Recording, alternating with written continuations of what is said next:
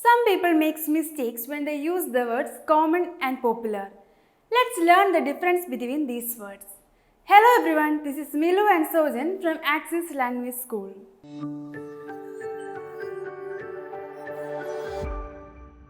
So let's discuss the difference between the words common and popular and how they are used. The word popular means liked by many people. Well, I'm sure you have heard of pop music. What does that mean? It's popular music, the music that is liked by many people. So popular is about liking something that everyone likes. Okay, whereas common is not about liking. It's something that is usual.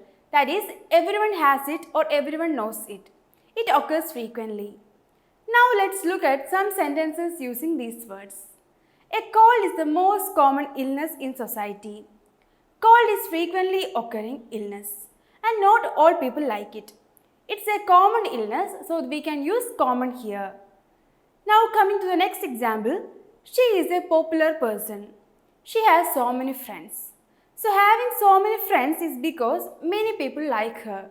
So she is a popular person. Here we can use popular. I hope you are clear with the difference between the words common and popular. So thank you so much for watching this video.